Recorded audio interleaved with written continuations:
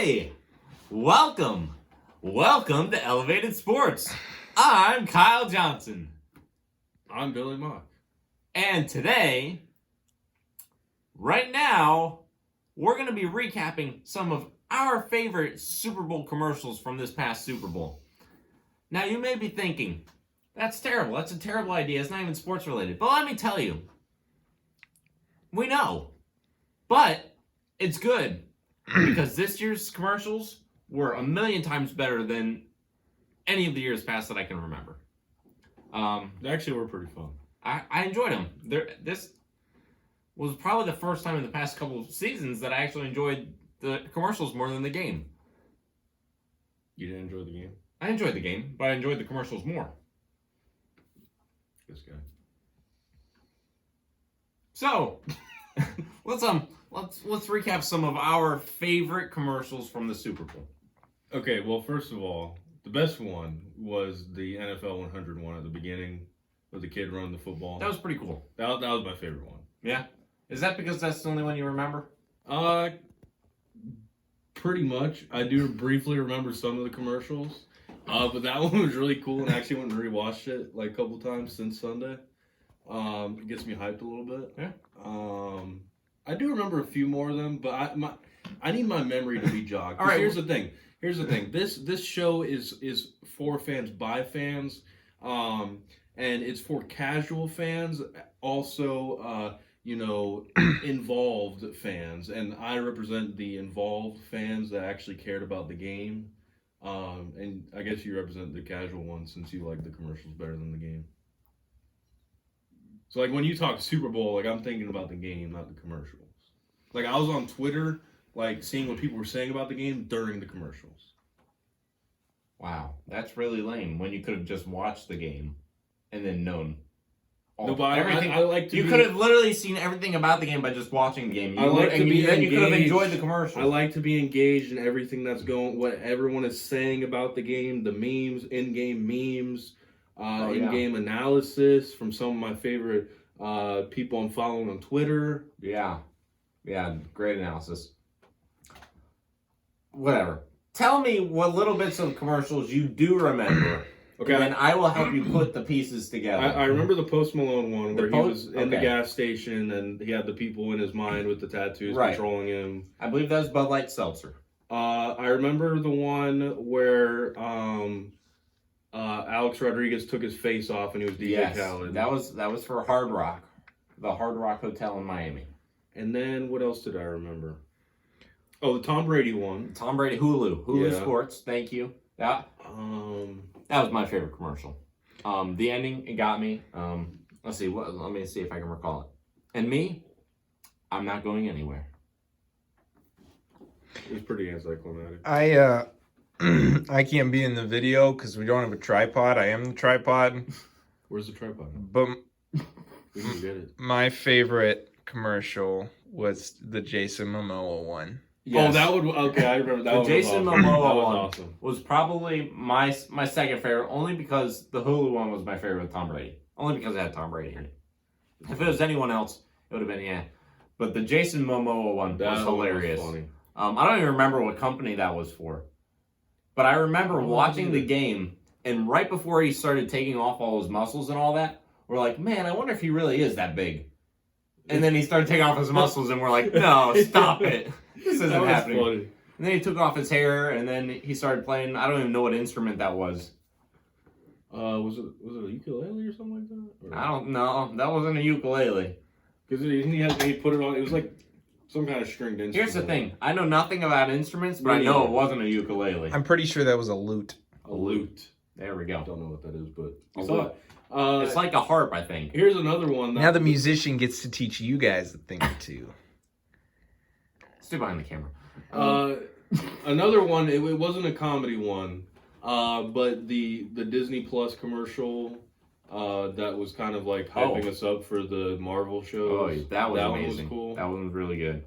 I'm excited for that. Oh, yeah. Mulan did not excite me. And let me tell you why Mulan didn't excite me. They didn't have any of the songs. I disagree. How are we supposed to get down to business to defeat the Huns without the music? They're taking a realistic take on the story. If you want the songs, you can go watch the old one. Well, good. What's the point of making a remake if it's just the exact same movie all over again, like The Lion King? That was garbage.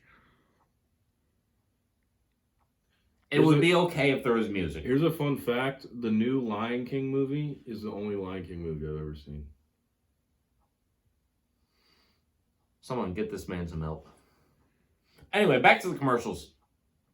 I thought the Mountain Dew commercial was hilarious with Bryan Cranston. He was reenacting the scene from The Shining. Yeah, I remember. Or not The Shining. Yeah, The I Shining. think I got up halfway through that commercial to go get pizza though. Yeah, So well, you honestly, you missed a great commercial. I was eating a lot of pizza. Honestly, the best part of that commercial was at the very end when he happened to be both the little girls at the same time. It was disturbing, yet funny at the same time. There was the MC Hammer one for the Cheetos popcorn. I thought that was hilarious. I don't remember that one. Just because, like, all the different times MC Hammer kept popping up. He was like, the dude had, like, Cheetos stuff on his fingers. And someone would ask him, like, hey, can you help me do this? And he'd be like, nah. And then MC Hammer would pop up and go, can't touch this. I don't remember that one. You don't remember that one? I don't remember that one. The New York Life commercial, I thought that was actually pretty cool. It wasn't even funny or anything. But they were talking about the 4 different Greek words for love. You remember that one? Yeah, I was surprised by that. It was a very, it was very Christian. It was. It was. I don't know if they meant it to be, but it was. No, but it was C.S. Lewis is the one who popularized that. Really? Yeah. Well, there you have it. C.S. Lewis, author of the Chronicles of Narnia. And other books, and the Screw Tape Letters, and many other books. But that's just the 2 that came to my mind. What else was there? This is awkward. Can we? I don't remember any other. Let's get like the.